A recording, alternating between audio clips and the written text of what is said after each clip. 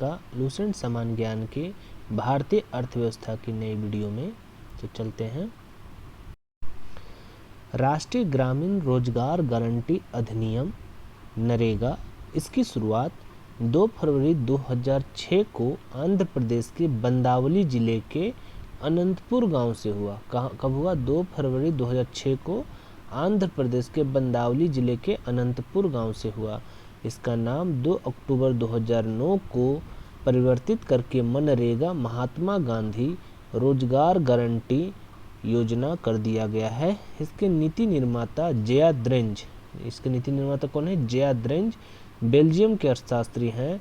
इसका क्रियान्वयन ग्रामीण विकास मंत्रालय, किसके द्वारा किया जाता है? ग्रामीण विकास मंत्रालय द्वारा किया जाता है। शुरू में यह योजना 27 राज्यों के 200 जिलों में लागू हुआ था। अप्रैल 2008 से यह 614 जिलों में लागू है। इसके तहत सभी ग्राम रोजगार योजना एवं काम के लिए अनाज योजना का विलय कर दिया गया।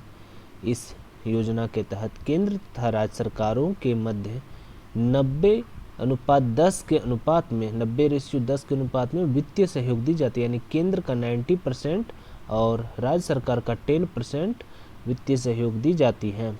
इस योजना में प्रत्येक परिवार को एक वित्तीय वर्ष में 100 दिन का रोजगार उपलब्ध कराना है, जिसमें महिलाओं की भागीदारी 33% होगी। 15 दिन तक रोजगार उपलब्ध नहीं कराने पर बेरोजगारी भत्ता देना होगा। इस योजना के तहत कार्य की अवधि 7 घंटे होगी तथा सप्ताह में 6 दिन ही काम करना होगा। कार्यस्थल पर मृत्यु होने या अस्थायी अपंगता की स्थिति में 25,000 रुपये की राशि दी जाएगी। कार्यस्थल घर से 5 किलोमीटर से अधिक दूर होने पर 10% अतिरिक्त मजदूरी मिलेगा। इसका कार्यान्वयन नेशनल रूरल एम्प्लॉयमेंट गारंटी अधिनियम सितंबर 2005 के द्वारा होता है। काम पाने का अधिकार एक कानूनी अधिकार है। मनरेगा ग्रामीण गरीबों को संरक्षित करने की दिशा में प्रायोजित त्रिविधा मनरेगा खाद्य सुरक्षा तथा ग्रामीण स्वास्थ्य मिशन में से एक है। प्रधानमंत्री सुरक्षा बीमा योजना, इसकी शुरुआत 9 मई 2015 को प्रधानमंत्री नरेंद्र मोदी ने की। इस योजना के अंतर्गत बीमा धारक को दुर्घटना से मृत्यु की स्थिति में 2 लाख रुपए प्राप्त होगा, जिसमें वार्षिक प्रीमियम 12 रुपये होगा, जिसे जनधन खाते से ही हस्तांतरित लाभ से ही लिया जाएगा। जनधन जमा धारक को 1 लाख रुपए की दुर्घटना बीमा तथा 30,000 रुपये सामान्य मृत्यु बीमा अनुमान्य है। अटल पेंशन योजना, इसकी शुरुआत भी 9 मई 2015 को प्रधानमंत्री नरेंद्र मोदी द्वारा की गई। इस योजना के अंतर्गत पेंशन की मात्रा तथा इसकी अवधि का निर्धारण इसके अंतर्गत दी जाने वाली अंशदान पर निर्भर करेगी। 31 दिसंबर 2015 से पूर्व इसके अंतर्गत खोले जाने वाले खाते पर सरकार 5 वर्ष तक प्रीमियम का 50% जो अधिक से अधिक 1,000 रुपये वार्षिक होगा अंशदान करेगी। प्रधानमंत्री जीवन ज्योति बीमा योजना, इसकी भी शुरुआत 9 मई 2015 को प्रधानमंत्री नरेंद्र मोदी द्वारा की गई। यह योजना स्वाभाविक एवं दुर्घटना मृत्यु दोनों ही के संबंध में लागू होगी। इसके अंतर्गत प्राप्त राशि 2 लाख रुपया होगी। इसके अंतर्गत अंशदान 330 रुपया वार्षिक होगी तथा यह 18 से 50 वर्ष की आयु वर्ग के संबंध में लागू होगी। बच्चों को निःशुल्क शिक्षा तथा अनिवार्य शिक्षा का अधिकार अधिनियम 2009 86वें संवैधानिक संशोधन के परिणाम स्वरूप संविधान के भाग 3 में अनुच्छेद 21 का समाविष्ट किया गया, जिसके फलस्वरूप 6 से 14 वर्ष की आयु की सभी बच्चों के लिए निःशुल्क तथा अनिवार्य शिक्षा को मूल अधिकार बना दिया गया। ये 86वां संवैधानिक संशोधन है। संविधान के भाग 3 का अनुच्छेद 21 का में समाविष्ट किया गया है। बच्चों को निःशुल्क और अनिवार्य शिक्षा का अधिकार अधिनियम 2009 1 अप्रैल 2010 से प्रभावी हो गया है। इस अधिनियम की कुछ प्रमुख व्यवस्थाएं निम्न हैं। 6 से 14 वर्ष के प्रत्येक बच्चे को प्रारंभिक शिक्षा पूरी होने तक अपने पड़ोस के विद्यालय में निःशुल्क व अनिवार्य शिक्षा का अधिकार होगा। 3 वर्ष के भीतर जहां पास में विद्यालय नहीं है तो सरकार या स्थानीय प्रशासन विद्यालय की स्थापना करेगा। अधिनियम के पालन के लिए वित्त की व्यवस्था करना केंद्र और राज्य सरकार की जिम्मेदारी होगी। पड़ोस के विद्यालय में प्रवेश दिलाने की जिम्मेदारी माता पिता या अभिभावक की होगी। प्रवेश के लिए न ही किसी प्रकार की फीस ली जाएगी, न ही जांच परीक्षा ली जाएगी। कोई अध्यापक कोई निजी ट्यूशन नहीं करेगा। अधिनियम को प्रभावी ढंग से क्रियान्वित करने के लिए बाल शिक्षा विशेषज्ञों की राष्ट्रीय परामर्शी परिषद की केंद्र सरकार द्वारा स्थापना की जाएगी। सर्व शिक्षा अभियान गरीबी निवारण में अशिक्षा को सबसे प्रमुख अवरोधक तत्व होने के कारण तथा साथ ही शिक्षा के प्रबल अग्रगामी तथा पश्चगामी कड़ियों को दृष्टि में रखते हुए भारत सरकार ने 2001 में सर्व शिक्षा अभियान को लागू किया। वर्तमान में इस योजना के लिए वित्तीय व्यवस्था केंद्र एवं राज्य सरकार 50:50 50-50 के रेशियो में करती है। सर्व शिक्षा अभियान के हस्तक्षेप के कारण विद्यालय छोड़ने वाले बच्चों की संख्या में अत्यधिक कमी आई है। राष्ट्रीय माध्यमिक शिक्षा अभियान यह योजना केंद्र सरकार द्वारा 2009 में शुरू की गई। इसका प्रमुख उद्देश्य 12वीं पंचवर्षीय योजना की समाप्ति अर्थात 2017 तक माध्यमिक स्तर की शिक्षा तक सार्वभौम पहुंच और 2020 तक सार्वभौम उपस्थिति बनाए रखना है। इस योजना का वित्त पोषण केंद्र एवं राज्य सरकारों द्वारा पूर्वोत्तर राज्यों में 90-10 तथा अन्य राज्यों में 75-25 के अनुपात में है। राष्ट्रीय माध्यमिक शिक्षा अभियान में 90-10 और अन्य राज्यों में 75-25 और सर्व शिक्षा अभियान में 50-50 अनुपात में है। विद्यालय में राष्ट्रीय मध्याहार कार्यक्रम इसकी शुरुआत 15 अगस्त 1995 को हुई। राष्ट्रीय मध्याहार कार्यक्रम की शुरुआत 15 अगस्त 1995 को हुई। यह केंद्र द्वारा प्रायोजित योजना है। शुरुआत में इसे प्राइमरी स्तर पर लागू किया गया था, परंतु 1 अक्टूबर 2007 से इसमें अपर प्राइमरी के बच्चों को भी शामिल कर लिया गया।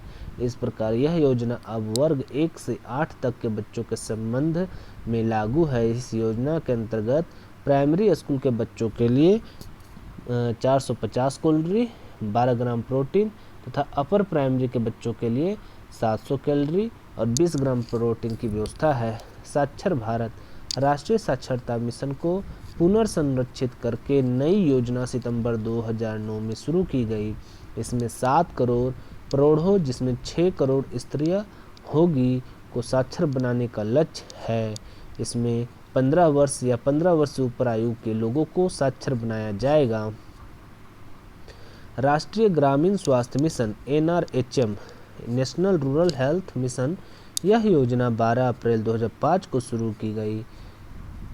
यह ग्रामीण क्षेत्रों में सरलता से पहुंच वाली वहनीय और जवाबदेही वाली स्वास्थ्य सेवाएं मुहैया कराने से संबंधित है। यह योजना विशेष रूप से ग्रामीण गरीबों तथा कमजोर वर्ग के लोगों को स्वास्थ्य सुविधाएं सुनिश्चित कराने से संबंधित है। इस दिशा में इस सेवा में लगी प्रशिक्षित आशा एक्रेडिटेड सोशल हेल्थ एक्टिविटीज़ विस्ट की भूमिका बहुत ही महत्वपूर्ण है। लगभग 1000 ग्रामीण जनसंख्या पर एक आशा कार्य करती है। मोदी सरकार द्वारा घोषित कुछ योजनाएं डिजिटल इंडिया, प्रधानमंत्री जनधन योजना, दीनदयाल उपाध्याय अंत्योदय योजना, स्वच्छ भारत मिशन, सांसद आदर्श ग्राम योजना, श्रमेव जयते जीवन प्रमाण पेंशनभोगियों के लिए, मिशन इंद्रधनुष टीकाकरण के लिए, नीति आयोग, हृदय समृद्ध सांस्कृतिक संरक्षण व कायाकल्प, बेटी बचाओ बेटी पढ़ाओ, सुकन्या समृद्धि योजना, मृदा स्वास्थ्य कार्ड, प्रधानमंत्री कौशल विकास, जननी सुरक्षा योजना, प्रधानमंत्री जीवन ज्योति बीमा योजना, प्रधानमंत्री सुरक्षा बीमा योजना, अटल पेंशन योजना, उस्ताद अल्पसंख्यक कारीगर, कायाकल्प जन स्वास्थ्य, DD Kisan channel, housing for all scheme, Atal mission for rejuvenation and urban transformation, smart city, smart cities mission, Sukanya Samriddhi Khata Beti Bachao Beti Padhao कार्यक्रम का एक भाग है। इसमें 10 वर्ष से कम उम्र की लड़की के नाम जमा खाता खोला जा सकता है, जिसमें न्यूनतम जमा राशि 1000 रुपये तथा अधिकतम 1.5 लाख रुपये होगा। इस पर 9.1% वार्षिक ब्याज अनुमान्य है होगा। राष्ट्रीय स्वास्थ्य मिशन, इसकी शुरुआत 2013 में हुई। इसका लक्ष्य साम्य, सस्ता और गुणवत्तापूर्ण स्वास्थ्य देखभाल सेवाओं की व्यापक सुलभता प्रदान करना है। स्वच्छ भारत मिशन, इसकी शुरुआत 2 अक्टूबर 2014 को हुई। इसका लक्ष्य सभी ग्रामीण परिवारों को शौचालय की सुविधा प्रदान करना है। साथ ही स्वच्छता को बढ़ावा देने के लिए सभी ग्राम पंचायतों ठोस और द्रवित अपशिष्ट प्रबंधन क्रियाकलापों के माध्यम से 2 अक्टूबर 2019 तक खुले में शौच मुक्त भारत हासिल करना है। वाल्मीकि अंबेडकर मलिन बस्ती आवास योजना, इस योजना की शुरुआत दिसंबर 2001 में हुई। यह योजना गंदी बस्तियों में रहने वालों के घरों के निर्माण और उन्नयन को सरल बनाती है तथा इस योजना के एक घटक निर्मल भारत अभियान के अंतर्गत सामुदायिक शौचालयों के माध्यम से एक स्वस्थ और समर्थकारी वातावरण उपलब्ध कराती है। केंद्रीय सरकार 50% अनुदान देती है तथा 50% की व्यवस्था राज्य सरकार द्वारा की जाती है। मिशन इंद्रधनुष, इसकी शुरुआत 25 दिसंबर 2014 को हुआ। इसका उद्देश्य उन सभी बच्चों को टीकाकरण में लाना है जो पूर्ण या आंशिक रूप से 7 बीमारियों के विरुद्ध टीका नहीं लगाया गया है। एकीकृत बाल विकास तथा सेवा scheme, integrated child development services scheme ICDS, इसकी शुरुआत 1975 में हुई। इस योजना का उद्देश्य 6 वर्ष तक की उम्र के बच्चों, गर्भवती महिलाओं, स्तनपान कराने वाली महिलाओं को स्वास्थ्य, पोषण एवं शैक्षणिक सेवाओं का एकीकृत पैकेज प्रदान करना है तथा आंगनवाड़ी भवनों, CDPO कार्यालयों एवं गोदामों के निर्माण के लिए ऋण प्रदान करना है। आंगनवाड़ी केंद्र, इस केंद्र की स्थापना ग्रामीण, शहरी तथा जनजाति बहुल क्षेत्रों में खोले गए हैं। इस केंद्र का प्रमुख उद्देश्य 300 दिन के लिए पूरक पोषाहार, स्वास्थ्य प्रतिरक्षण, शिक्षा उपलब्ध कराना है। पूरक पोषाहार की व्यवस्था 6 वर्ष की आयु के बच्चे एवं गर्भवती स्त्रियों के लिए किया गया है। इन केंद्रों को खोलने का आधार जनसंख्या होता है। शहरी एवं ग्रामीण क्षेत्रों में 1000 जनसंख्या पर, जनजाति बहुल क्षेत्रों में 700 जनसंख्या पर तथा रेगिस्तानी एवं पहाड़ी क्षेत्रों में 300 की जनसंख्या पर आंगनवाड़ी केंद्र खोले जाते हैं। आंगनवाड़ी केंद्र की कार्यकर्ताओं का चयन उसी क्षेत्र में रहने वाली महिलाओं में से किया जाता है। आंगनवाड़ी ICDS से जुड़ी होती है। राष्ट्रीय बाल भवन 1956 से चल रही यह एक स्वायत्त संस्था है जिसकी वित्तीय व्यवस्था मानव संसाधन विकास मंत्रालय तथा स्कूल शिक्षा विभाग द्वारा होती है। यह 5 से 16 वर्ष के बच्चों में सृजनात्मकता विकसित करने के केंद्र के रूप में कार्य करता है। कस्तूरबा गांधी विद्यालयों की योजना 20 जुलाई 2004 को सरकार ने देश भर में SC, ST, OBC एवं मुस्लिम समुदाय की लड़कियों के लिए कस्तूरबा गांधी बालिका विद्यालय खोलने की घोषणा की। यह आवासीय विद्यालय इस समय 27 राज्यों में चलाई जा रही है। इन विद्यालयों में 75% स्थान अनुसूचित जाति, अनुसूचित जनजाति, अन्य पिछड़े वर्ग व अल्पसंख्यकों की बच्चों के लिए आरक्षित होंगे, जबकि 25% बालिकाएं गरीबी रेखा से नीचे जीवन यापन करने वाले लोगों की होगी। नई आर्थिक नीति आर्थिक सुधार से संबंधित है जिसका उद्देश्य उत्पादकता में सुधार, नई तकनीक को आत्मसात करना तथा समग्र रूप से क्षमता के पूर्णतः प्रयोग को एक राष्ट्रीय अभियान का रूप देना है। नई आर्थिक सुधार की रूपरेखा सर्वप्रथम राजीव गांधी के प्रधानमंत्री काल में सन 1985 ईस्वी में बनाई एवं शुरू की गई। नई आर्थिक सुधार की रूपरेखा सर्वप्रथम राजीव गांधी के प्रधानमंत्री काल में सन 1985 ईस्वी में बनाई एवं शुरू की गई। नई आर्थिक सुधार की दूसरी लहर PV नरसिम्हा राव की सरकार के काल में सन 1991 में आई। नई आर्थिक सुधार नीति सन 1991 को शुरू करने का प्रमुख कारण खाड़ी युद्ध तथा भारत के भुगतान संतुलन की समस्या थी। नई आर्थिक नीति के 3 प्रमुख आयाम थे: निजीकरण, उदारीकरण एवं विश्वव्यापीकरण। निजीकरण, उदारीकरण एवं विश्वव्यापीकरण। नई आर्थिक सुधार नीति सन 1991 ईस्वी के मुख्य क्षेत्र थे राजकोषीय नीति, मौद्रिक नीति, मूल्य निर्धारण नीति, विदेश नीति, औद्योगिक नीति, विदेशी विनियोग नीति, व्यापार नीति और सार्वजनिक क्षेत्र नीति। राजकोषीय नीति 1991 के तहत मुख्यतः 4 कदम उठाए गए। सार्वजनिक व्यय को सख्ती से नियंत्रित करना, कर एवं कर भिन्न राजस्व को बढ़ाना, केंद्र तथा राज्य सरकारों पर राजकोषीय अनुशासन लागू करना, अनुदान राशि में कटौती करना। मौद्रिक नीति 1991 के तहत अस्फीतिकारी दबावों के लिए प्रतिबंधात्मक उपाय किए गए। औद्योगिक सुधार नीति 1991 के अधीन जिन उपायों को लागू किया गया है वे हैं 18 उद्योगों की सूची को 18 उद्योग सूची को छोड़ अन्य सभी उद्योगों के लिए लाइसेंस हटा दिए गए। एमआरटीपी कंपनियों को विनियोग हेतु एमआरटीपी आयोग से मुक्त कर दिया गया। सार्वजनिक क्षेत्र के लिए आरक्षित क्रियाओं का दायरा सीमित कर दिया गया तथा उक्त क्षेत्र में निजी क्षेत्र को अनुमति दी गई। विदेशी विनियोग नीति 1991 के तहत जिन सुधारों को लक्ष्यबद्ध किया गया वे हैं बहुत से उद्योगों में 51% विदेशी हिस्सा पूंजी को स्वामित्व की सीमा तक प्रत्यक्ष विदेशी विनियोग की स्वतः स्वीकृति दी गई। निर्यात में लगी विदेशी व्यापार कंपनी को 51% तक हिस्सा पूंजी लगाने की अनुमति होगी। सरकार उच्च प्राथमिकता वाले उद्योगों में तकनीकी संधियों के लिए स्वतः स्वीकृति प्रदान करेगी। व्यापार नीति 1991 के तहत अर्थव्यवस्था के अंतर्राष्ट्रीय एकीकरण को प्रोन्नत करने हेतु उद्योग को प्राप्त अत्यधिक व अविवेकपूर्ण संरक्षण धीरे धीरे समाप्त करने की दिशा में कदम उठाए गए। सार्वजनिक क्षेत्र संबंधी नीति 1991 के तहत उद्यमों में कार्य कुशलता तथा बाजार अनुशासन लाने के लिए जिन उपायों को लागू किया गया वे हैं आरक्षित उद्योगों की संख्या घटाकर 8 कर दी गई थी। वर्तमान में केवल 2 उद्योग हैं।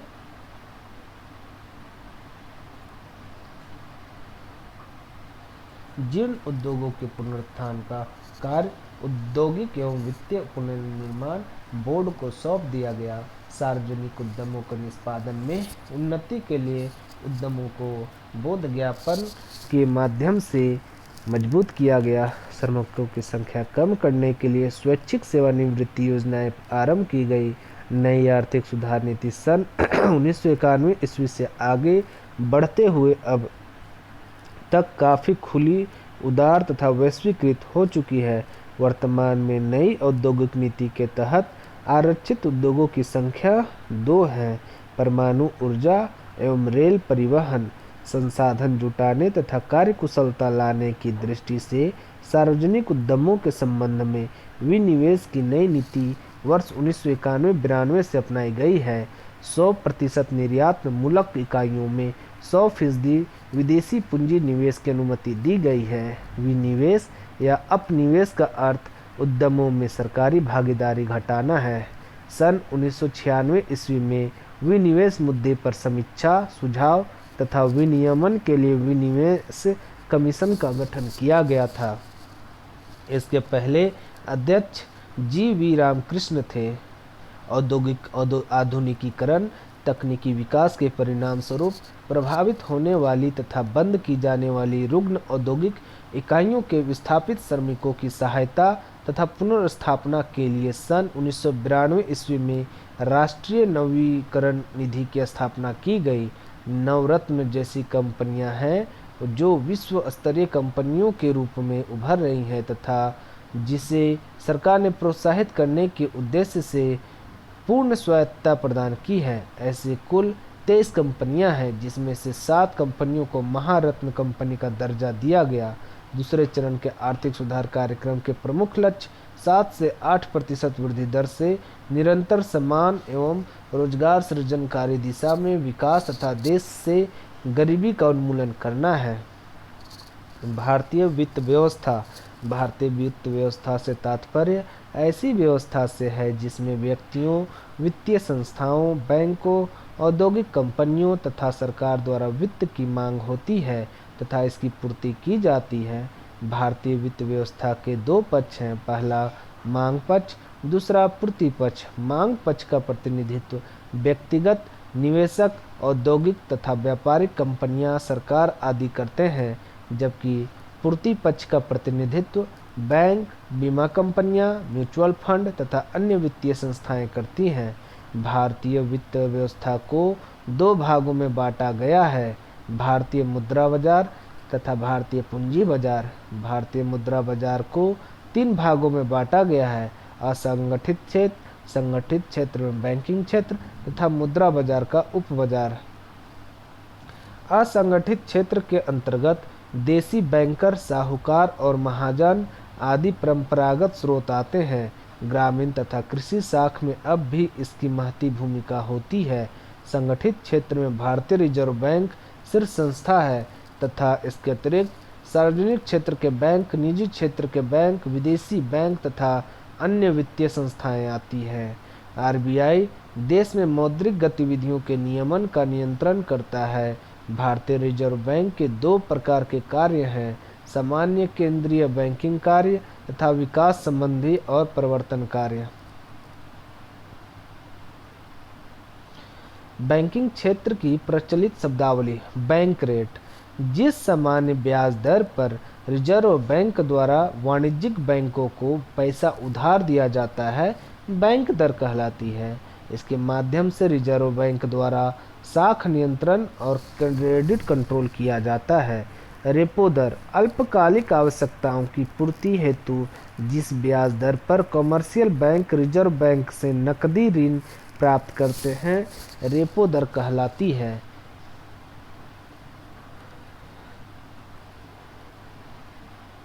रिवर्स रेपो दर, अल्पकालिक अवधि के लिए रिजर्व बैंक द्वारा कमर्शियल बैंकों से जिस ब्याज दर पर नकदी प्राप्त की जाती है, रिवर्स रेपो दर कहलाती है।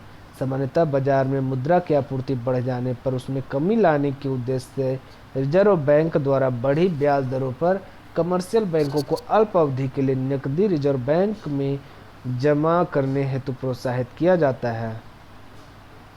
बचत बैंक दर, बैंक ग्राहकों की छोटी छोटी बचतों पर बैंक द्वारा दी जाने वाली ब्याज दर को बचत बैंक दर कहा जाता है। जमा दर, बैंक ग्राहकों की सावधि जमाओं पर दी जाने वाली ब्याज की दर को जमा दर कहा जाता है। नकद आरक्षित अनुपात CRR, किसी वाणिज्यिक बैंक में कुल जमा राशि का वह भाग जिसे रिजर्व बैंक के पास अनिवार्य रूप से जमा करना पड़ता है, नकद आरक्षित अनुपात कहा जाता है। इसकी दर जितनी ऊंची होती है, बैंकों की साख सृजन क्षमता उतनी ही कम होती है। वैधानिक तरलता अनुपात, किसी भी वाणिज्यिक बैंक में कुल जमा राशि का वह प्रतिशत या वह भाग जो नकद, स्वर्ण व विदेशी मुद्रा के रूप में उसे अपने पास अनिवार्य रूप से रखना पड़ता है, वैधानिक तरलता अनुपात कहलाता है।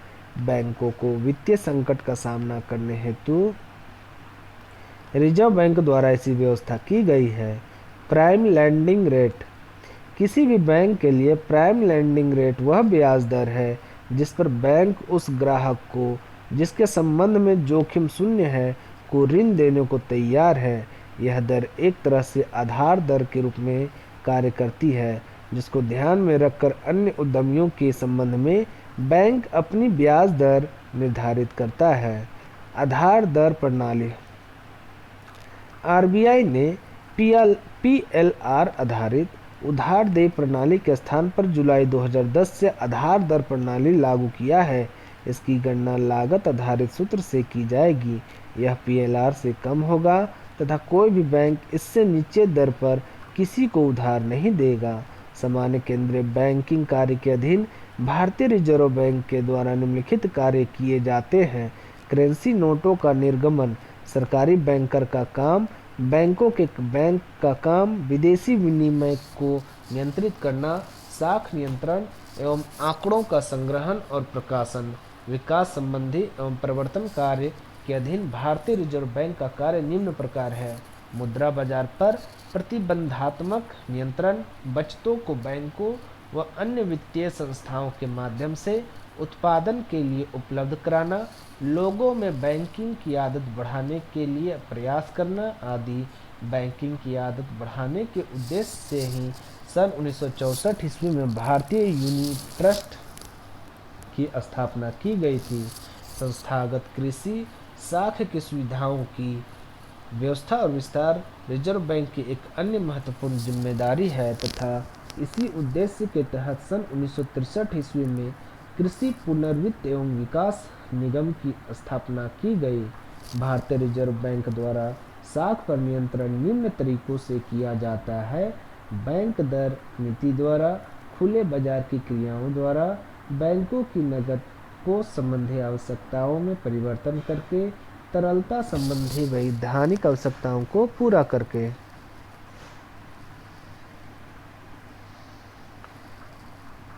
5 विभेदक ब्याज दरों की प्रणाली अपनाकर, चयनात्मक साख नियंत्रण नीति से तथा नैतिक प्रभाव की नीति द्वारा बैंकों के ग्राहकों की शिकायतों का निदान कराने के लिए बैंकिंग लोकपाल योजना भारत में रिजर्व बैंक ने 14 जून 1995 ईस्वी से लागू किया था। भारत में पत्र मुद्रा। भारत में 1861 के पूर्व निजी क्षेत्र में कार्य कर रहे the general bank of India, the bank of Bengal, the bank of Hindustan, oriental bank of commerce आदि ने विभिन्न देवनागरी लिपियों में कागजी मुद्रा निर्गत की। सरकार के एकाधिकार के अंतर्गत पत्र मुद्रा का निर्गमन 1861 के बाद हुआ। 1935 में पत्र मुद्रा का निर्गमन का दायित्व आरबीआई को दे दिया गया। 1935 में पत्र मुद्रा का निर्गमन का दायित्व किसको दे दिया गया? आरबीआई को दे दिया गया। 1938 में जॉर्ज पंचम के चित्र वाले नोटों के स्थान पर जॉर्ज षष्ठ के चित्र वाले नोट जारी किए गए। 1938 में जॉर्ज पंचम के चित्र वाले नोटों के स्थान पर जॉर्ज षष्ठ के चित्र वाले नोट जारी किए गए। 1947 के बाद जॉर्ज षष्ठ के चित्र वाले नोट के स्थान पर अशोक के स्तंभ के सिंहों के चित्र वाले पत्र मुद्रा आई। 1947 के बाद जॉर्ज षष्ठ के चित्र वाले नोट के स्थान पर अशोक के स्तंभ के सिंहों के चित्र वाले पत्र मुद्रा आई। 1987 में सबसे पहले महात्मा गांधी के चित्र वाले 500 रुपये के नोट आए। कब आए? 1987 में सबसे पहले महात्मा गांधी के चित्र वाले 500 रुपये के नोट आए। 1996 से सभी नोटों पर अशोक के स्तंभ के सिंहों के स्थान पर महात्मा गांधी के चित्र वाले नोट आए, जो अब तक चल रहा है। 1996 से सभी नोटों पर अशोक के स्तंभ के सिंहों के स्थान पर महात्मा गांधी के चित्र वाले नोट आए। रिजर्व बैंक ऑफ इंडिया के गवर्नर वाई.वी. रेड्डी के कार्यकाल के दौरान 2005 से निर्गमित होने वाले नोटों पर नोटों के निर्गमन वर्ष छपना शुरू हुआ। 2005 से निर्गमित होने नोटों के निर्गमन वर्ष शुरू हुआ। रिजर्व बैंक ऑफ इंडिया के गवर्नर वाई.वी. रेड्डी के कार्यकाल में पहला निर्गमित नोट 1 रुपये का था, जो 1949 में चलन में आया। पहला निर्गमित नोट कितने का था? 1 रुपये का था, जो 1949 में चलन में आया, जिस पर सारनाथ स्थित अशोक स्तंभ छपा था। 1 रुपये का नोट वित्त मंत्रालय द्वारा निर्गमित होता है, जिस पर वित्त सचिव के हस्ताक्षर होते हैं। 1 रुपये के नोट जो होता है वित्त मंत्रालय द्वारा निर्गमित होता है, जिस पर वित्त सचिव के हस्ताक्षर होते हैं, जबकि 1 रुपये से अधिक नोटों के निर्गमन रिजर्व बैंक के द्वारा होता है तथा इन नोटों पर हस्ताक्षर जो होता है रिजर्व बैंक के गवर्नर के होते हैं। भारतीय रुपया 1957 तक 16 आनों में विभाजित था। 1957 16 आनों में विभाजित था, पर 1957 में मुद्रा की दशमलव प्रणाली अपनाई गई और 1 रुपये को 100 समान पैसों में बांटा गया। रिजर्व बैंक द्वारा निर्गमित सभी नोटों पर हिंदी तथा अंग्रेजी को मिलाकर कुल 17 भाषाओं में लिखा हुआ है। रुपये के लिए सिंबल के लिए चयनित चिन्ह की रचना आईआईटी मुंबई के स्नातकोत्तर उपाधि प्राप्त उदय कुमार ने की। देवनागरी के र व रोमन अक्षर आर से मिलते जुलते प्रतीक चिन्ह रुपीज को रुपये के प्रतीक के रूप में स्वीकार किया गया। इस प्रकार भारत अपने रुपये का अलग पहचान रखने वाला विश्व का 5वां देश बन गया है। शेष 4 मुद्राएं हैं: अमेरिकी डॉलर, ब्रिटिश पाउंड, या स्टर्लिंग, जापानी येन, यूरोपीय यूरो। कॉल मनी मार्केट यह अत्यंत ही अल्प अवधि वाले फंड का बाजार होता है जिसमें बिना किसी प्रत्याभूति के फंड का उधार लेना तथा देना होता है।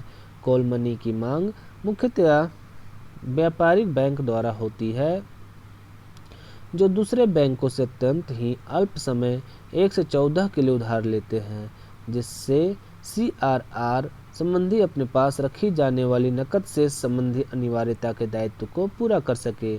जब उधारी 1 दिन की होती है तो उसे कॉल मनी कहते हैं, और जब उधारी 1 दिन से अधिक की होती है तो उसे कॉल नोटिस कहते हैं। उधारी 1 दिन की हो तो कॉल मनी, और 1 दिन से अधिक हो तो कॉल नोटिस कहते हैं। कॉल मनी मार्केट में प्रचलित होने वाली ब्याज दर फंड की पूर्ति तथा फंड की मांग पर निर्भर करती है, और सामान्यतया कॉल रेट ब्याज दर जिस पर सौदा होता है में बहुत ही उग्रता होती है। सामान्यतः कॉल रेट को रात भर की दर के रूप में जाना जाता है जिस पर एक बैंक दूसरे बैंक को उधार देता है। कॉल रेट को रात भर की दर के रूप में भी जाना जाता है, एक बैंक दूसरे बैंक को उधार देता है। इसे USA में फेडरल रेट कहते हैं। बैंक दर को फेडरल डिस्काउंट रेट भी कहते हैं। 1 जुलाई 2011 को RBI द्वारा निर्गत निर्देश के अनुसार उधार लेने तथा उधार देने वाले दोनों रूपों में भाग ले सकते हैं। व्यापारिक बैंक क्षेत्रीय ग्रामीण बैंक को छोड़कर, सहकारी बैंक भूमि विकास बैंक को छोड़कर, प्राथमिक डीलर। बैंकों से दिए जाने वाले ऋणों की बहुत अधिक मांग होती है या बैंक को अपनी CRR तथा SLR संबंधी आवश्यकता की पूर्ति तत्काल करनी होती है तो वित्तीय संस्थाएं अपनी तत्कालिक तरलता की मांग को पूरा करने के लिए कॉल मनी मार्केट में उधारी के लिए जाती है। दूसरी ओर LIC, GIC, UTI bank, DFHI एवं बड़े बड़े म्यूचुअल फंड अपने फंड कॉल मनी मार्केट में डालते हैं। DFHI discount and finance house of India स्थापना अप्रैल 1988 तथा STCI securities trading corporation of India limited की स्थापना विशेष रूप से कॉल मार्केट की उग्रता को नियंत्रित करने के लिए की गई है। भारत में इस समय 2 कॉल दर हैं, अंतः कॉल बैंक कॉल दर इंटर बैंक कॉल रेट तथा DFHI की उधारी दर। कॉल दर बैंक दर से ऊपर या नीचे हो सकती है। DFHI द्वारा निर्धारित दर सामान्यतः बैंक दर से ऊपर होती है। मुंबई, कोलकाता, दिल्ली, अहमदाबाद तथा चेन्नई प्रमुख कॉल सेंटर हैं। सामान्यतः कॉल दर मुंबई में न्यूनतम तथा कोलकाता में उच्चतम होती है। रिजर्व बैंक ऑफ इंडिया परोक्ष रूप से हस्तक्षेप करके कॉल बाजार की उग्रता में कमी लाता है एवं इसे स्थायित्व प्रदान करता है। इसके लिए रिजर्व बैंक ऑफ इंडिया 2 उपाय करता है, वह DFHI तथा कॉल मनी बाजार की संस्थाओं को अधिक फंड उपलब्ध करता है तथा रिपो नीलामी कराता है। ट्रेजरी बिल्स यह अल्प अवधि की प्रतिभूतियां होती हैं जिसके माध्यम से सरकार उधार लेती है। इसका निर्गमन सरकार के लिए रिजर्व बैंक द्वारा किया जाता है। वर्तमान में RBI 91 एवं 364 दिन या डेज की ट्रेजरी बिल्स निर्गमित करता है। इनकी न्यूनतम राशि 25,000 रुपये तथा इसी गुणक में होती है। भारत में ट्रेजरी बिल्स पहली बार 1917 में निर्गत की गई। भारत में ट्रेजरी बिल पहली बार कब निर्गत की? 1917 में। एडहॉक ट्रेजरी बिल्स यह सरकार की अत्यंत ही अस्थायी फंड संबंधी आवश्यकता की पूर्ति के लिए निर्गमित की जाती है। यह रिजर्व बैंक के नाम से निर्गमित होती है। भारत में इसकी शुरुआत 1955 ईस्वी में की गई थी, लेकिन 1997-98 की बजट में से बंद कर दिया गया। तरलता की दृष्टि से प्रतिभूतियों एवं ऋणों का अनुक्रम क्रमशः नकद, एडहॉक ट्रेजरी बिल्स एवं कॉल मनी। मुद्रा बाजार का उप बाजार एक विशेष प्रकार का प्रतिभूति बाजार है। ये प्रतिभूतियां हैं कॉल मुद्रा, अल्पावधि के बिल, 182 दिन के ट्रेजरी बिल, जमा प्रमाण पत्र और व्यापारिक पत्र आदि। DFHI अर्थात discount and finance house of India limited मुद्रा बाजार की एक विशिष्ट संस्था है जिसकी स्थापना सन 1988 ईस्वी में की गई तथा इसका कार्य बैंकों तथा वित्तीय संस्थाओं की कटौती और फिर कटौती की आवश्यकताओं को पूरा करना है। MMMFS अर्थात मनी मार्केट म्यूचुअल फंड्स एक अन्य विशिष्ट संस्था है जिसकी स्थापना का उद्देश्य व्यक्तियों को मुद्रा बाजार के उपकरण उपलब्ध कराना था। इसकी स्थापना 1992 ईस्वी में की गई। पूंजी बाजार मुद्रा बाजार से इस बात से भिन्न है कि मुद्रा बाजार अल्पावधि की वित्तीय व्यवस्था का बाजार है, जबकि पूंजी बाजार में मध्यम तथा दीर्घकाल के कोषों का आदान प्रदान किया जाता है। भारतीय पूंजी बाजार को मोटे तौर पर दो भागों में बांटा जाता है, गिल्ड एज्ड बाजार और औद्योगिक प्रतिभूति बाजार। गिल्ड एज्ड बाजार और औद्योगिक प्रतिभूति बाजार। गिल्ड एज्ड बाजार में रिजर्व बैंक के माध्यम से सरकारी और अर्ध सरकारी प्रतिभूतियों का क्रय विक्रय किया जाता है।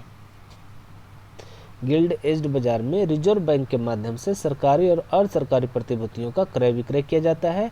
गिल्ड एज्ड बाजार में सरकारी और गैर अर्ध सरकारी और अर्ध सरकारी प्रतिभूतियों का मूल्य स्थिर रहता है और इस क्षेत्र के अन्य प्रतिभूतियों के समान इनमें अस्थिरता नहीं होती है। औद्योगिक प्रतिभूति बाजार में नए स्थापित होने वाले या पहले से स्थापित औद्योगिक उपक्रमों के शेयरों और डिबेंचरों का क्रय विक्रय किया जाता है। यदि पूंजी बाजार में निजी निगम क्षेत्र के नए अंशों और डिबेंचरों, सरकारी कंपनियों की प्राथमिक प्रतिभूतियों या नई प्रतिभूतियों तथा सार्वजनिक क्षेत्र के बॉन्डों के निर्गम का क्रय विक्रय किया जाता है तो ऐसे बाजार प्राथमिक पूंजी बाजार कहे जाते हैं।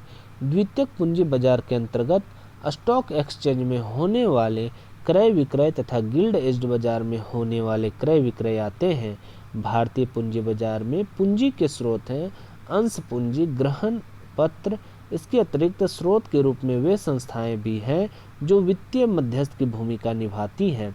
ऐसी संस्थाएं हैं merchant bank, mutual fund, leasing कंपनियां, जोखिम पूंजी कंपनियां आदि। यूटीआई अर्थात भारतीय यूनिट ट्रस्ट भारत की सबसे बड़ी म्यूचुअल फंड संस्था है। स्टॉक एक्सचेंज एक ऐसी व्यवस्था का बाजार है जिसमें छोटे निवेशक निवेश कर सकते हैं तथा मौजूद प्रतिभूतियों का आसानी से क्रय विक्रय कर सकते हैं। अभिदत्त पूंजी कुल निर्गमित पूंजी का वह भाग है जो शेयर धारक द्वारा खरीदा जाता है। कंपनी द्वारा लाभांश की घोषणा अभिदत्त पूंजी पर ही की जाती है।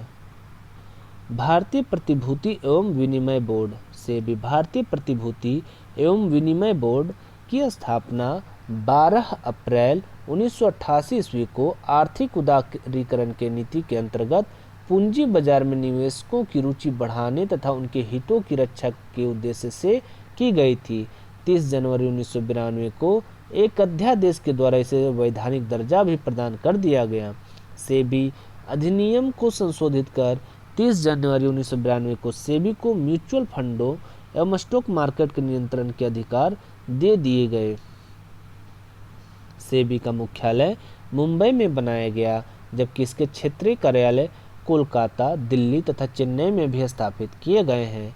सेबी का संपूर्ण प्रबंधन 6 सदस्यों की देखरेख में किया जाता है। इसका अध्यक्ष केंद्र सरकार द्वारा नामित विशिष्ट योग्यता प्राप्त व्यक्ति होता है तथा 2 सदस्य केंद्रीय मंत्रालयों के अधिकारियों में से ऐसे व्यक्ति नामित किए जाते हैं जो वित्त एवं कानून के विशेषज्ञ होते हैं। सेबी के प्रबंधन में एक सदस्य भारतीय रिजर्व बैंक के अधिकारियों में से तथा 2 अन्य सदस्यों का नामांकन भी केंद्र सरकार द्वारा होता है। सेबी के अध्यक्ष का कार्यकाल सामान्यतः 3 वर्षों का होता है, किंतु कोई व्यक्ति अधिकतम 65 वर्ष की आयु तक ही इस पद पर बना रह सकता है।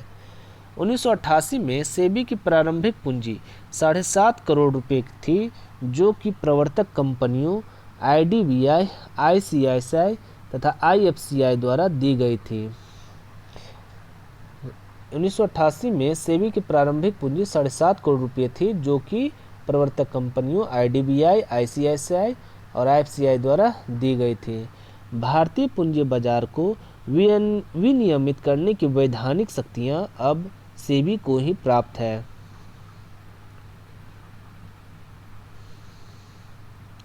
नए प्रावधानों के अनुसार अब किसी भी शेयर बाजार को मान्यता प्रदान करने का अधिकार सेबी को है। शेयर बाजार के किसी सदस्य के किसी बैठक में मताधिकार के संबंध में नियम बनाने तथा उसे संशोधित करने का भी अधिकार सेबी को ही है। सेबी संशोधन विधेयक 2002 के तहत इनसाइडर ट्रेडिंग के लिए 25 करोड़ रुपये तक जुर्माना सेबी द्वारा किया जा सकता है। इसी विधेयक में लघु निवेशकों के साथ धोखाधड़ी के मामलों में 1 लाख रुपये प्रति दिन की दर से 1 करोड़ रुपये जुर्माना आरोपित करने का प्रावधान किया गया है। भारत के प्रमुख शेयर बाजार। राष्ट्रीय शेयर बाजार नेशनल स्टॉक एक्सचेंज राष्ट्रीय शेयर बाजार की स्थापना की संस्तुति 1991 में फिरवानी समिति ने की थी। 1992 में सरकार ने भारतीय औद्योगिक विकास बैंक को इस बाजार की स्थापना का कार्य सौंपा। IDBI ही राष्ट्रीय शेयर बाजार का प्रमुख प्रवर्तक है। राष्ट्रीय शेयर बाजार की प्रारंभिक अधिकृत पूंजी 25 करोड़ रुपये है। इसका मुख्यालय दक्षिण मुंबई में वर्ली है। विश्व के प्रसिद्ध शेयर बाजारों के सूचकांक Dow Jones New York, Nikkei Tokyo, मिडडेक्स Frankfurt, Hang Seng Hong Kong, Simex Straits Singapore, Kospi Korea, SET Thailand, तेन ताइवान, संघाई कॉम चीन, Nasdaq USA, S&P Canada, Bovespa Brazil, Mibtel Italy, IPC Mexico, Seoul composite Seoul, FTSE 100 London. Bombay stock exchange BSE, इसकी स्थापना 1875 ईस्वी में stock exchange Mumbai के नाम से किया गया था, जिसे 2002 में बदलकर बॉम्बे स्टॉक एक्सचेंज कर दिया गया। 19 अगस्त 2005 से BSE एक पब्लिक लिमिटेड कंपनी में रूपांतरित हो गई। इसमें वर्तमान में 4800 से भी अधिक भारतीय कंपनियां पंजीकृत है। Over the counter exchange of India, इसकी स्थापना नवंबर 1992 में मुंबई में की गई। यह भारत में सर्वप्रथम ऑनलाइन ट्रेडिंग सुविधा संपन्न कंप्यूटराइज्ड एक्सचेंज नेस्डेक के आधार पर की गई है। OTCEI में उन कंपनियों को सूचीबद्ध किया गया जिनकी पूंजी का स्तर 30 लाख रुपये से 25 करोड़ रुपये तक हो। विश्व का सबसे पहला संगठित शेयर बाजार वर्ष 1602 में एम्स्टर्डम नीदरलैंड्स में स्थापित किया गया था। स्टॉक एक्सचेंजों में 49% तक विदेशी निवेश की अनुमति है। इनमें विदेशी प्रत्यक्ष निवेश FDI अधिकतम 26% तथा शेष 23% संस्थागत विदेशी निवेश हो सकता है। न्यूयॉर्क स्टॉक एक्सचेंज में सूचीबद्ध भारत की कुछ कंपनियां हैं: doctor Reddy's laboratories, HDFC, ICICI bank, MTNL, विदेश संचार निगम लिमिटेड, विप्रो, टाटा मोटर्स। भारतीय कंपनी अधिनियम के अंतर्गत प्रत्येक कंपनी को पूंजी के लिए अंशों के निर्गमन का अधिकार होता है। इस प्रकार एकत्रित की गई पूंजी अंश पूंजी या शेयर कहलाती है। शेयर होल्डरों के स्टॉक पर हुई कमाई को लाभांश कहते हैं। शेयर होल्डरों के स्टॉक पर हुई कमाई को क्या कहते हैं? लाभांश कहते हैं। BSE सेंसेक्स, यह मुंबई स्टॉक एक्सचेंज का संवेदी शेयर सूचकांक है। यह 30 प्रमुख शेयरों का प्रतिनिधित्व करता है। इसका आधार वर्ष 1978 से 79 ईस्वी है।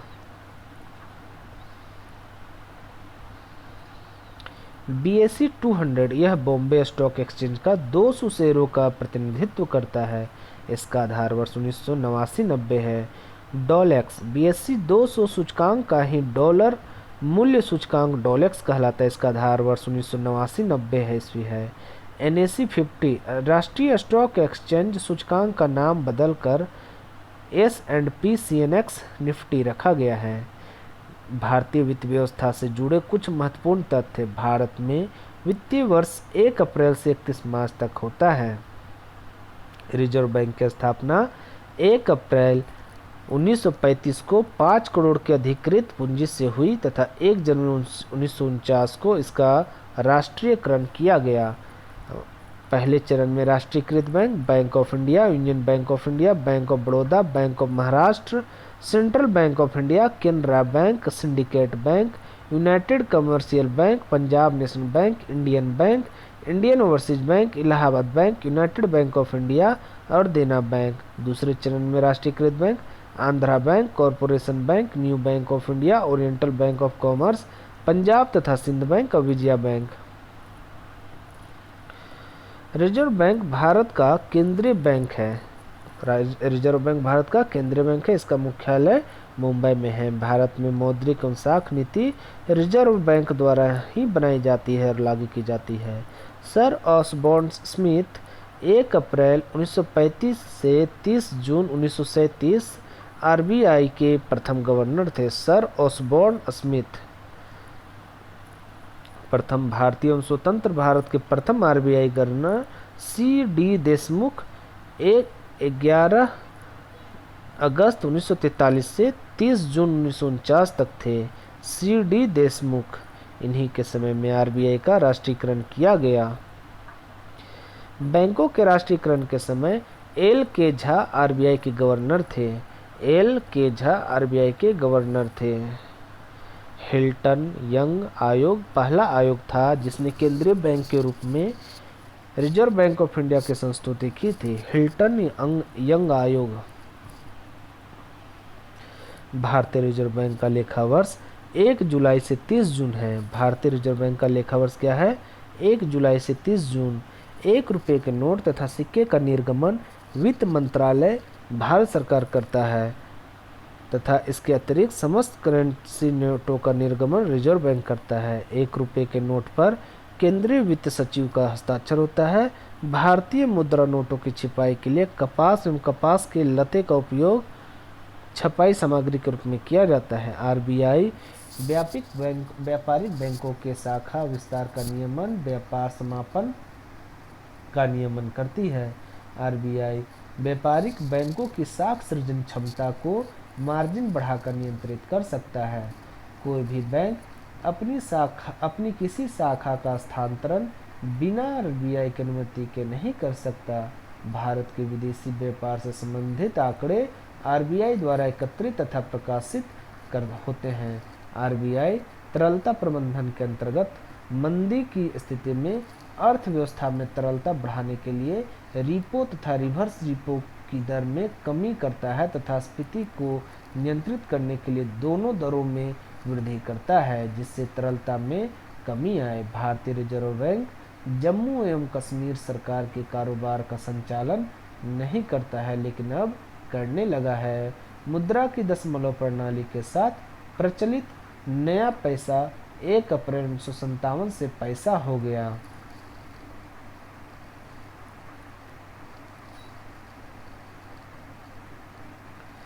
एक जुलाई 2011 से देश में 25 पैसे व इससे कम मूल्य के सभी सिक्के प्रचलन में औपचारिक रूप से अमान्य हो गए। 1 जुलाई 2011 से देश में 25 पैसे व इससे कम मूल्य के सभी सिक्के प्रचलन में औपचारिक रूप से अमान्य हो गए। भारत में पहला व्यापारिक bank general bank of India था जिसे 1786 में खोला गया था। इसके बाद 1790 ईस्वी में बैंक ऑफ हिंदुस्तान खोला गया। ये सभी बैंक यूरोपियन थे। भारतीयों द्वारा प्रबंधित सीमित दायित्व का प्रथम भारतीय अवध कमर्शियल बैंक था जिसे 1881 में स्थापित किया गया। इसके बाद 1894 में पंजाब नेशनल बैंक स्थापित किया गया जो पूर्ण रूप से भारतीयों द्वारा प्रबंधित था।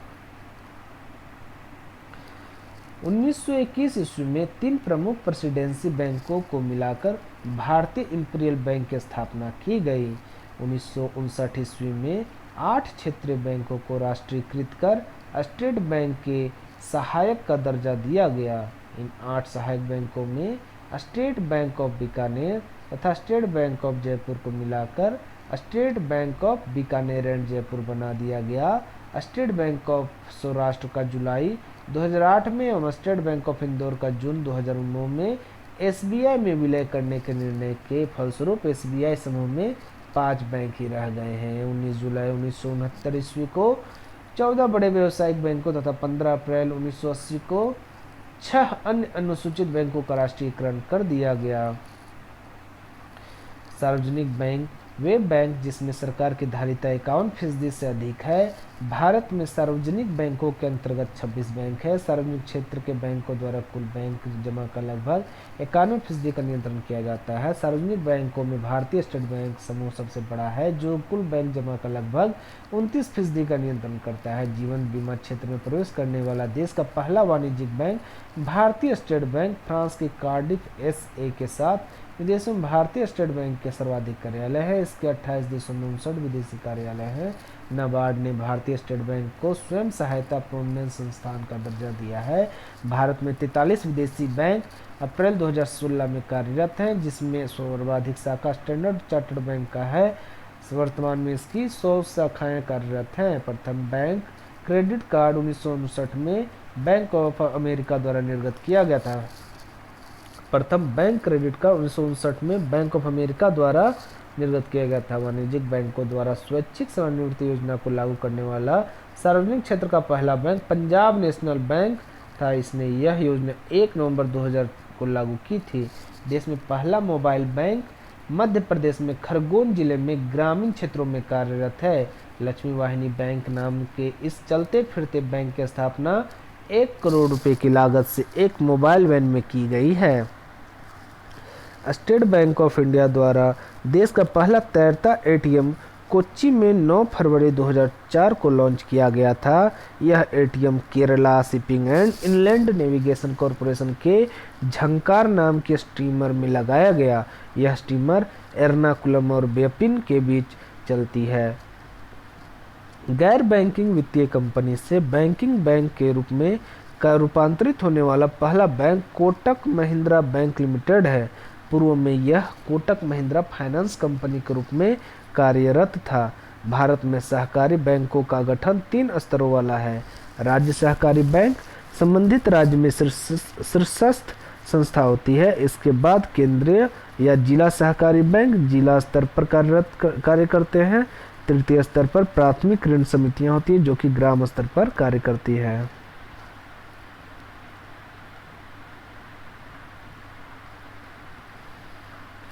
ग्रामीण बैंक की स्थापना 2 अक्टूबर 1975 ईस्वी को की हुई। इस दिन 5 क्षेत्रीय ग्रामीण बैंकों को स्थापित किया गया। गया मुरादाबाद तथा गोरखपुर भिवानी हरियाणा, जयपुर राजस्थान तथा मालदा पश्चिम बंगाल, सिक्किम और गोवा को छोड़कर देश के सभी राज्यों में क्षेत्रीय ग्रामीण बैंक कार्यरत हैं। क्षेत्रीय ग्रामीण बैंक में केंद्र सरकार, राज्य सरकार तथा प्रवर्तक बैंक 50-15-35 के अनुपात में पूंजी लगाती है। यानी केंद्र सरकार 50, राज्य सरकार 15, प्रवर्तक बैंक 35% के अनुपात में पूंजी लगाती है। स्वाभिमान योजना का संबंध ग्रामीण बैंकिंग से है। केलकर समिति की सिफारिशों को मानते हुए सरकार ने 1987 में नए क्षेत्रीय ग्रामीण बैंकों की स्थापना बंद कर दी। किसकी सिफारिश? केलकर समिति की सिफारिशों को मानते हुए 1987 में नए क्षेत्रीय ग्रामीण बैंकों की स्थापना बंद कर दी। उस समय तक इसकी संख्या 196 थी। फिलहाल देश में 56 क्षेत्रीय ग्रामीण बैंक काम कर रहे हैं, जो अप्रैल 2015 का आरबीआई की रिपोर्ट के अनुसार बैंकिंग प्रणाली की पुनर्संरचना के संबंध में सुझाव देने हेतु 1991 ईस्वी में नरसिम्हम समिति का गठन किया गया। राष्ट्रीय कृषि तथा ग्रामीण विकास बैंक देश में कृषि एवं ग्रामीण विकास हेतु वित्त उपलब्ध कराने वाली शीर्ष संस्था है। नाबार्ड की चुकता पूंजी 2000 करोड़ रुपये है, जिसमें 72.5% हिस्सेदारी आरबीआई की है। नाबार्ड का मुख्यालय मुंबई में है। इसकी स्थापना स्यूरमन कमेटी की संस्तुति पर हुई थी। किसान क्रेडिट कार्ड का आरंभ करने तथा स्वयं सहायता समूहों को बैंकों से जोड़ने में नाबार्ड की महत्वपूर्ण भूमिका रही है। किसान क्रेडिट कार्ड योजना की शुरुआत अगस्त 1998 ईस्वी में तत्कालीन वित्त मंत्री यशवंत सिन्हा द्वारा की गई थी। इंडसइंड बैंक पुणे पंजीकृत कार्यालय Pune, global trust bank Secunderabad, ICICI Baroda, axis bank Ahmedabad, times bank Faridabad, Centurion bank Panaji, bank of Punjab Chandigarh, HDFC bank Mumbai, IDBI bank Indore, development credit bank limited Mumbai. UTI bank का नाम बदलकर एक्सिस बैंक लिमिटेड कर दिया गया है। 30 जुलाई 2007 से निजी क्षेत्र में 2 नए बैंक बंधन बैंक। इस बैंक का उद्घाटन 23 अगस्त 2015 को कोलकाता में वित्त मंत्री अरुण जेटली ने किया। आईडीएफसी बैंक, इसका उद्घाटन 19 अक्टूबर 2015 को हुआ। मुख्यालय मुंबई में है। राष्ट्रीय कृषि सहकारी विपणन भारतीय संघ, national agriculture cooperative marketing federation of India NAFED की स्थापना 2 अक्टूबर 1958 को हुई। यह राष्ट्रीय स्तर पर एक शीर्ष सहकारी संगठन है। इसका प्रमुख कार्य चुनी हुई कृषि वस्तुओं को प्राप्त करना, वितरण, निर्यात तथा आयात करना है। नाफेड ने मूल्य स्तर के स्थिरीकरण तथा बाजार में उत्पादकों तथा उपभोक्ताओं दोनों के हितों की रक्षा की दिशा में महत्वपूर्ण भूमिका अदा की है। राष्ट्रीय सहकारी विकास निगम एनसीडीसी की स्थापना 1963 ईस्वी में हुई। भारतीय जनजातीय सहकारी विपणन विकास परिषद यानी ट्राइफेड की स्थापना 1987 में हुई थी। माइक्रो फाइनेंस की बढ़ती हुई मांग एवं उपयोगिता को देखते हुए इसके विनियमित विकास के लिए राष्ट्रीय कृषि ग्रामीण विकास बैंक नाबार्ड को नियामक निकाय बनाने का सरकार का विचार है। इसके लिए the micro financial sector development and regulation bill 2007 Lok Sabha में 20 मार्च 2007 को प्रस्तुत किया गया था। इस विधेयक में माइक्रो फाइनेंस डेवलपमेंट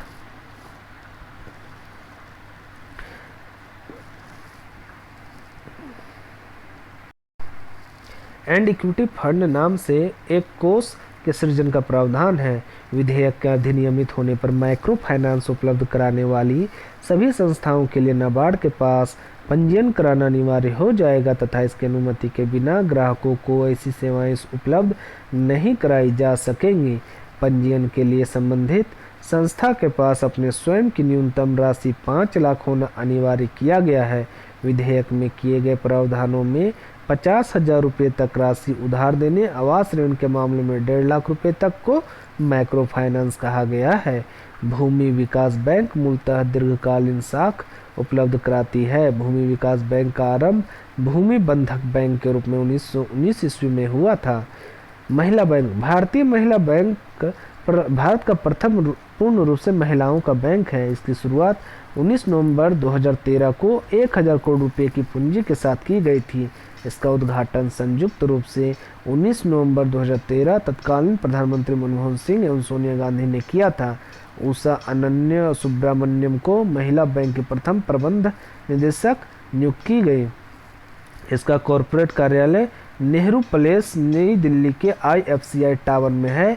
यह पहला सार्वजनिक बैंक है जो संसद के अधिनियम के द्वारा समामेलित किया गया है। 21 मई 2014 को भारतीय महिला बैंक को आरबीआई अधिनियम की दूसरी अनुसूची 1934 में शामिल करने की अधिसूचना की घोषणा की गई है। भारतीय महिला बैंक को अनुसूची में शामिल किए जाने के साथ ही भारत में अनुसूचित वाणिज्यिक बैंकों की कुल संख्या अब 90 हो गई है। इसकी 5 शाखाएं शीघ्र ही मुंबई, कोलकाता, चेन्नई, अहमदाबाद व गुवाहाटी में काम करना शुरू करेगी। महिला बैंक को एसबीआई में विलय की योजना प्रस्तावित है और कर भी दिया गया है। भारतीय औद्योगिक विकास बैंक की स्थापना 1 फरवरी 1964 को की गई। इसने अपना कार्य 1 जुलाई 1966 से शुरू किया। भारतीय औद्योगिक पुनर्निर्माण बैंक आईआरबीआई की स्थापना अस्वस्थ औद्योगिक इकाइयों के पुनर्निर्माण के उद्देश्य से 20 मार्च 1985 में की गई। भारतीय यूनिट ट्रस्ट 1 फरवरी 1964 ईस्वी को संसदीय अधिनियम से स्थापित किया गया। भारतीय यूनिट ट्रस्ट अब अपने प्रवर्तित स्वरूप में निजी क्षेत्र की कंपनी हो गई है। 2001 में यूएस 64 के धराशायी होने के पश्चात यूटीआई का विभाजन 2 अलग अलग कंपनियों यूटीआई 1 एवं यूटीआई 2 में कर दिया गया। यूटीआई 1 यूटीआई के शुद्ध परिसंपत्ति मूल्य एनएवी आधारित सभी योजनाओं को यूटीआई 2 के अधीन रखा गया तथा इसकी संपत्तियों का परिचालन का अधिकार भारतीय जीवन बीमा निगम, भारतीय state bank, bank of Baroda, Punjab national bank को दिया गया था। इन चारों ने सरकार को पूरा मूल्य चुकाकर यूटीआई 2 यूटीआईएएमसी के प्रबंधन के साथ साथ इसका स्वामित्व भी हासिल कर लिया।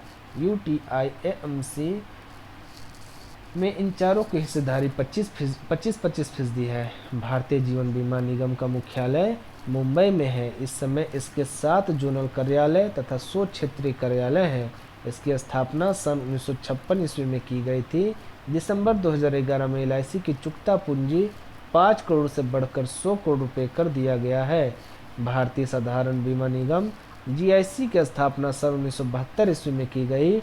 भारतीय बीमा विनियामक और विकास प्राधिकरण insurance regulatory and development authority of India IRDA का मुख्यालय हैदराबाद में है।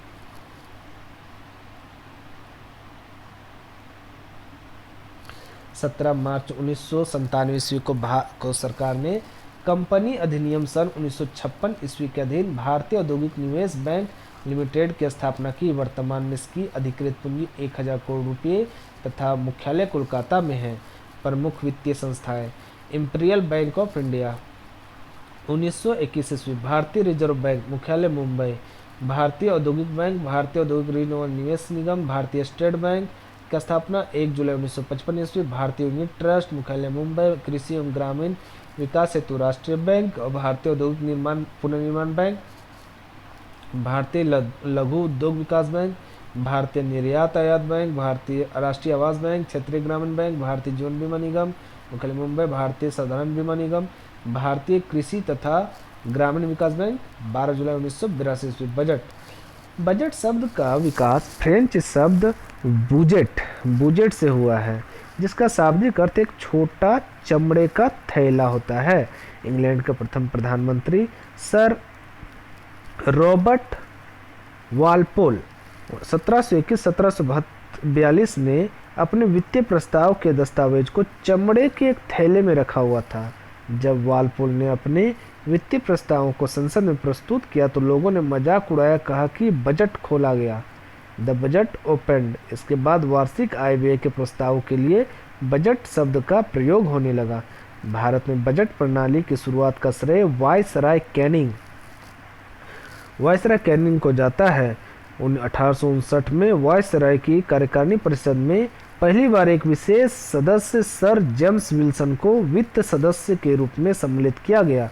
जेम्स विल्सन ने पहली बार 7 अप्रैल 1860 को वायसराय की कार्यकारिणी परिषद में प्रथम बजट प्रस्तुत किया। इसलिए भारत में बजट प्रणाली का संस्थापक जेम्स विल्सन को माना जाता है। अब पहली बार 1721 से 42 सर रॉबर्ट वालपोल। संविधान के अनुच्छेद 112 के अंतर्गत प्रत्येक वित्तीय वर्ष के लिए जो अप्रैल 1 से 31 मार्च तक चलता है, केंद्र सरकार के अनुमानित प्राप्तियों तथा व्ययों का एक विवरण पार्लियामेंट के सामने रखना आवश्यक होता है। इस वार्षिक वित्तीय विवरण संविधान में बजट के लिए प्रयुक्त शब्द को केंद्रीय सरकार का बजट कहा जाता है। राज्य सरकारों की बजट के संबंध में व्यवस्था अनुच्छेद 202 में दी गई है। राष्ट्रपति द्वारा निर्देशित तिथि पर लोकसभा में बजट पेश की जाती है। परंपरागत रूप में प्रत्येक वर्ष फरवरी के अंतिम कार्य दिवस पर बजट लोकसभा में पेश की जाती है। प्रारंभ में रेल बजट और आम बजट एक साथ ही प्रस्तुत किया जाता था, लेकिन 1921 में नियुक्त ऑकवर्थ कमेटी के सिफारिशों के आधार पर 1924 में निर्णय लिया गया कि ऑकवर्थ कमेटी रेल बजट को आम बजट से अलग प्रस्तुत किया जाए और 1925 में पहली बार रेल बजट को अलग से पेश किया गया। तभी से रेल बजट को आम बजट से अलग प्रस्तुत किया जाने लगा। स्वतंत्र भारत का पहला बजट 26 नवंबर 1947 को पहले वित्त मंत्री R.K. षणमुखम शेट्टी द्वारा पेश किया गया था। यह बजट 15 अगस्त 1947 से 31 मार्च 1948 तक के 7.5 माह की अवधि के लिए था। जॉन मथाई को वर्ष 1950 में गणतंत्र भारत का पहला केंद्रीय बजट पेश करने का गौरव प्राप्त हुआ है। जवाहरलाल नेहरू ने वर्ष 1958-59 का बजट पेश किया और बजट को पेश करते हुए उन्होंने घोषणा की थी कि अगले वर्ष से बजट 28 फरवरी के दिन ही पेश किया जाएगा। भारत में अभी तक वर्ष 2013 सबसे अधिक बार बजट पेश करने वाले वित्त मंत्री मोरारजी देसाई थे। उन्होंने कुल 10 बजट पेश किए, जबकि पी चिदम्बरम ने 8 बजट पेश किए। वित्त मंत्री के रूप में वर्ष 1991 में डॉक्टर मनमोहन सिंह ने देश में आर्थिक उदारीकरण की नीति लागू करने की घोषणा की। अंग्रेजों ने भारत के लिए बजट पेश करना शुरू किया तो उसके लिए शाम के 5 बजे का समय रखा गया था, लेकिन 1999 में राजग सरकार के वित्त मंत्री यशवंत सिन्हा ने बजट पेश करने का समय दिन के 11 बजे कर दिया। 25 फरवरी 1992 में भारत में पहली बार रेल बजट और 29 फरवरी 1992 को सामान्य बजट का टेलीविजन पर प्रसारण शुरू हुआ था। भारत में बजट सामान्यतः निम्नलिखित अनुमानों को व्यक्त करता है: विगत वर्ष के वास्तविक प्राप्तियां तथा व्यय, दूसरा चालू वित्त वर्ष के बजट अनुमान और संशोधित अनुमान, तीसरा आगामी वर्ष के प्रस्तावित बजट अनुमान। इस प्रकार भारत में बजट प्रस्तुतिकरण का संबंध 3 वर्षों के आंकड़ों से होता है। कर एक प्रकार का अनिवार्य भुगतान है। कर एक प्रकार का अनिवार्य भुगतान है जो उस व्यक्ति को अनिवार्य रूप से सरकार को देना पड़ता है जो कर आधार से संबंधित होता है तथा जिसके बदले करदाता को आवश्यक रूप से कोई लाभ नहीं प्राप्त होता। कर आधार से आशय उससे है जिसको आधार बनाकर कर लगाया जाता है, जैसे आय कर का कर आधार आय है। कर 2 प्रकार के होते हैं, प्रत्यक्ष कर और परोक्ष कर। प्रत्यक्ष कर, हम उन करों को प्रत्यक्ष कर कहते हैं जिनके मौद्रिक तथा वास्तविक बोझ अर्थात कर से उत्पन्न कराघात तथा करापात उसी व्यक्ति पर पड़ते हैं जिनके ऊपर सरकार कर लगाती है। प्रत्यक्ष कर, केंद्र सरकार के प्रत्यक्ष कर व्यक्तिगत आय कर, निगम कर, उपहार कर, आस्ती कर यानी स्टेट ड्यूटी, व्यय कर, संपत्ति कर, पूंजी लाभ कर, लाभांश कर, ब्याज कर, प्रतिभूति व्यवहार कर आदि। राज्य सरकार के प्रत्यक्ष कर है: होटल प्राप्तियों पर कर, भू राजस्व, कृषि आय पर कर, व्यवसाय कर, गैर शहरी अचल संपत्तियों पर कर, रोजगारों पर कर, पथ कर। अप्रत्यक्ष कर, केंद्र सरकार के अप्रत्यक्ष कर है: सीमा शुल्क, केंद्रीय उत्पाद शुल्क, केंद्रीय बिक्री कर, सेवा कर 1994-95 से। राज्य सरकार के अप्रत्यक्ष कर है: बिक्री कर, व्यापार कर, स्टाम्प एवं पंजीयन शुल्क, राज्य उत्पाद शुल्क, वाहनों पर कर, विज्ञापन पर कर, प्रवेश कर, शिक्षा उपकर, सट्टेबाजी पर कर, डीजल पेट्रोल पर बिक्री का कर। मूल्य वर्धित कर वैट सबसे पहले हरियाणा में और सबसे अंत में उत्तर प्रदेश में लागू किया गया। अप्रत्यक्ष कर, जिन करों के वास्तविक बोझ को विवर्तित किया जा सकता है उन्हें अप्रत्यक्ष कर कहते हैं। केंद्र को सर्वाधिक निवल राजस्व की प्राप्ति सीमा शुल्कों से होती है। सीमा शुल्क से प्राप्त राजस्व का बंटवारा राज्यों को नहीं करना होता है। सीमा शुल्क से प्राप्त राजस्व का बंटवारा राज्यों से नहीं करना होता है। कर ढांचे में सुधार के लिए सुझाव देने हेतु चलैया समिति का गठन अगस्त 1991 में किया गया था। छोटे व्यापारियों के लिए एक मुश्त आयकर योजना की सिफारिश चलैया समिति ने की थी। चलैया समिति ने गैर कृषकों की 25,000 रुपये से अधिक की वार्षिक कृषि आय पर आयकर लगाने की संस्तुति की थी। केंद्रीय बिक्री कर एक ऐसा कर जिसे केंद्र सरकार लगाती है पर जिसकी वसूली राज्य सरकार करती है तथा इसकी राजस्व प्राप्ति राज्य द्वारा ही ले ली जाती है। इसकी शुरुआत 1% की अत्यंत ही अल्प दर से 1982 में शुरू किया गया था। वस्तु तथा सेवा करारोपण, गुड्स एंड सर्विस टैक्स यानी जीएसटी, राष्ट्र स्तर पर संपूर्ण अर्थव्यवस्था में वस्तुओं तथा सेवाओं के संबंध में सभी उपभोक्ताओं द्वारा क्रय की गई वस्तुओं तथा सेवाओं पर एक दर से समान रूप से कर देना वस्तु तथा सेवा करारोपण के रूप में जाना जाता है। अच्छे रूप से तैयार जीएसटी विनिर्माण लागत में कमी लाएगी तथा वाणिज्य को अधिक कुशल बनाएगी। जीएसटी फिलहाल लागू होने की प्रक्रिया में तथा यह उम्मीद की जाती है कि 1 अप्रैल 2017 से यह लागू हो जाएगी।